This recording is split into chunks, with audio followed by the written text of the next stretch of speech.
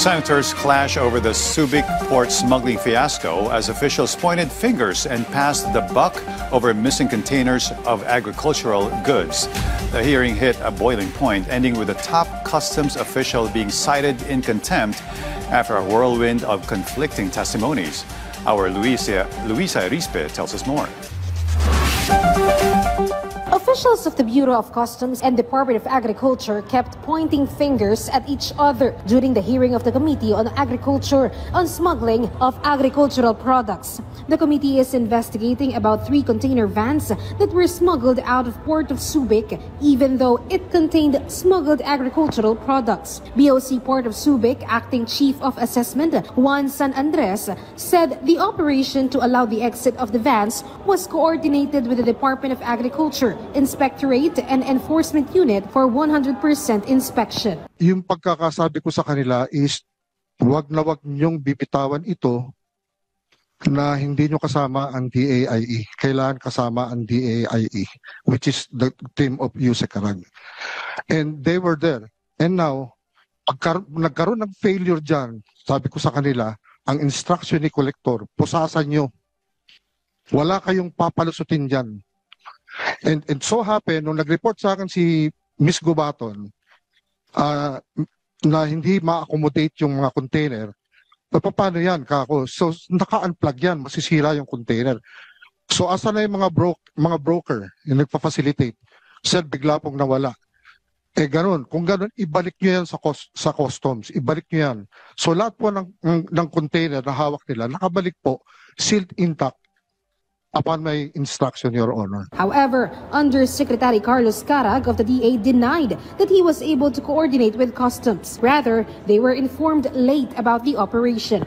They ordered the drivers of the container vans to return to the Port of Subic. Hindi naman si Mr. San Andres ang nagpabalik eh. Nahuli na ng mga tao nga namin sa Angat yan. So yung mga tao nyo nandun, Mr. Chair, with your permission. Yes, go ahead. So yung mga tao nyo nandun na sa Angat. Hindi, humabol nga sila, sir. The trucks had already left at 7 p.m. So sumunod lang sila, hindi kasama tao namin, sir. San Andres was cited in contempt after the panel believed that he was lying to the committee. I move that we cite Mr. San Andres in contempt para magnilay-nilay siya dun sa baba. And para mabigyan tayo ng idea, itong smuggling na ito, and this has to stop, Mr. Chair.